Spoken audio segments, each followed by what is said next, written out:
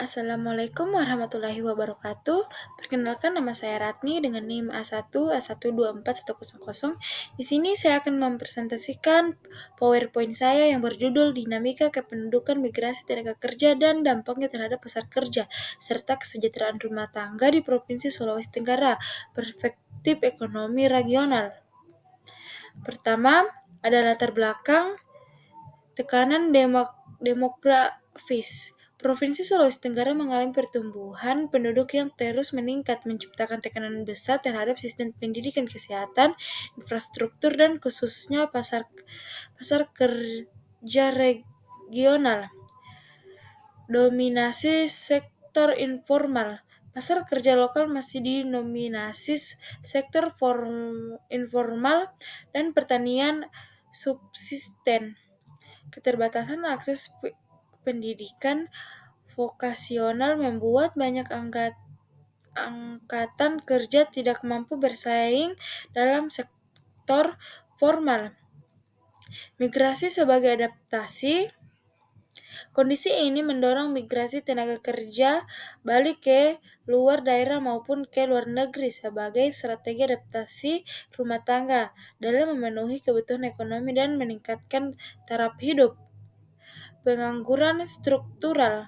Ketidaksesuaian antara kualifikasi tenaga kerja dengan kebutuhan dunia usaha menciptakan pengangguran struktural yang sulit diatasi. Dalam jangka pendek, kondisi ini diperparah oleh minimnya investasi di sektor padat karya, urbanisasi, dan tekanan kota. Pola urbanisasi dalam Kabupaten Kota Kendari sebagai pusat pertumbuhan regional menciptakan tekanan terhadap infrastruktur perkotaan, pasar kerja informal, dan layanan sosial, sementara daerah asal kehilangan SDM produktif. Yaitu ada bab 2, kajian teori migrasi tenaga kerja. Pertama, Ravenstein 1885, hukum migrasi klasik. Sebagian besar migran berpindah jarak pendek, tapi tiap arus menciptakan arus balik, dan motif ekonomi adalah pendorong utama, sangat relevan untuk pola Muna, Induk, atau Kendari. Human Capital Theory. Schultz dan Becker memandang migrasi sebagai investasi individu membandingkan biaya atau transportasi psikologis dengan manfaat jangka panjang berupa peningkatan pendapatan dan akumulasi keterampilan di daerah tujuan. Hari Todaro 1970, keputusan migrasi didasarkan pada perbandingan pendapatan yang diharapkan di kota atau pendapatan aktual di desa. Selama selisihnya positif, arus migrasi terus berlangsung meski peluang kerja formal terbatas. Terakhir, teori sistem dunia. Wallerstein, migrasi adalah konsekuensi penetrasi kapitalisme ke daerah perifer yang mengganggu ekonomi tradisional. Ekspansi ekonomi perkotaan menciptakan tarikan yang kuat bagi tenaga kerja pedesaan.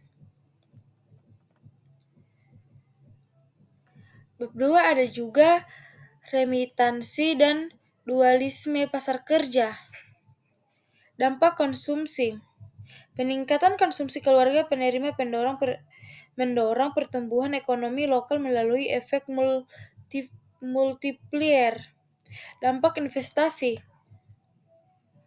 Remitansi digunakan sebagai modal usaha atau biaya pendidikan anak, mendorong akumulasi kapital. Dampak distribusi, membantu mengurangi ketimpangan pendapatan antara rumah tangga di daerah asal. Di sini juga ada dualisme pasar kerja. Satu, sektor formal dibagi menjadi 5, produktivitas tinggi, upah lebih layak, jaminan sosial ada, kolektifikasi tinggi berbasis perkotaan. Sektor informal, produktivitas rendah, upah tidak menentu, tanpa jaminan sosial, surplus tenaga kerja. Terakhir, perdesaan dan urban.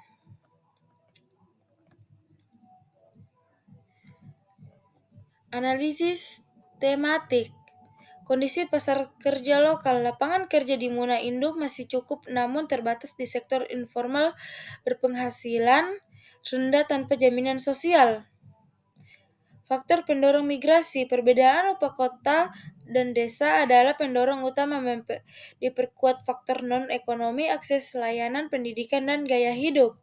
Retur migran dan modal, perantau yang kembali membawa modal finansial dan keterampilan untuk membangun usaha atau katalis pembangunan ekonomi lokal. Pola migrasi tenaga kerja, migrasi internal jangka panjang dari desa ke Kendari bersifat masif, berbentuk ulang distribusi penduduk regional, dampak terhadap keluarga, remitansi meningkatkan konsumsi dan kualitas hidup keluarga, biaya pendidikan anak dan investasi rumah tangga, kebutuhan literasi digital.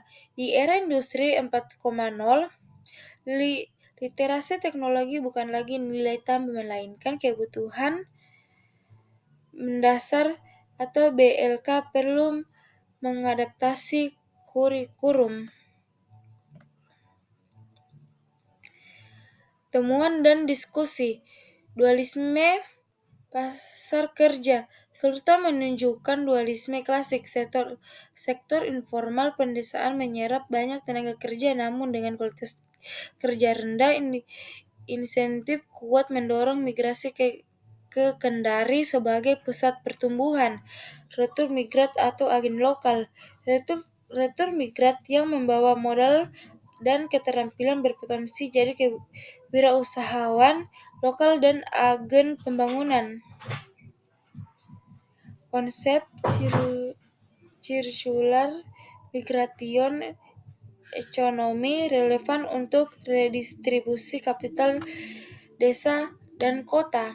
Migrasi atau strategi adaptasi.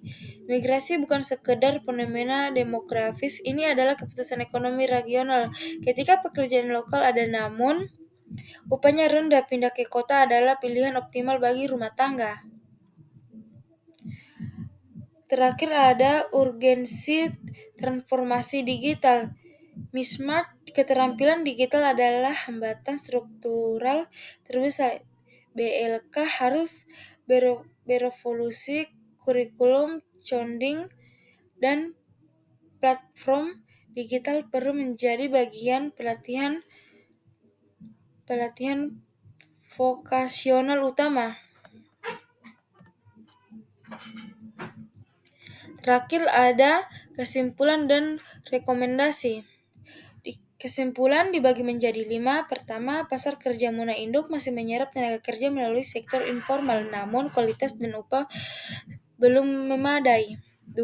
Migrasi ke kota Kendari berlangsung signifikan, dengan motivasi utama mencari upah lebih tinggi sebagai strategi adaptasi ekonomi. Ketiga, remitansi memberikan dampak positif nyata terhadap kesejahteraan keluarga yang ditinggalkan. Keempat, retur migrat berpotensi menjadi agen pembangunan ekonomi lokal melalui investasi modal usaha. Kelima, keterampilan teknologi adalah kompetensi paling dibutuhkan dan menuntut transformasi sistem pelatihan vokasional. Di sini ada juga rekomendasi kebijakan. BLK Digital memperkuat pelatihan vokasional berbasis teknologi di BLK seluruh kabupaten atau kota dengan kurikulum sesuai kebutuhan industri terkini. Fasilitasi retur migrat. Kembangkan program khusus memfasilitasi perantau yang kembali dalam memanfaatkan modal dan keterampilan untuk usaha produktif. Pendampingan modal. Bantuan modal usaha harus dibarengi pendampingan teknis dan akses pasar berkelanjutan agar berdampak lebih luas. Riset riset komprehensif. Diperlukan kajian lebih mendalam dengan narasumber lebih beragam untuk gambaran representatif ketenagakerjaan sutra. Terakhir, sinergi quadruple helix. Kolaborasi pemerintah, dunia usaha, lembaga pendidikan, dan masyarakat sipil untuk ekosistem ketenagakerjaan inklusif. Mungkin itu saja yang dapat saya sampaikan. Saya akhiri dengan salam. Assalamualaikum warahmatullahi wabarakatuh.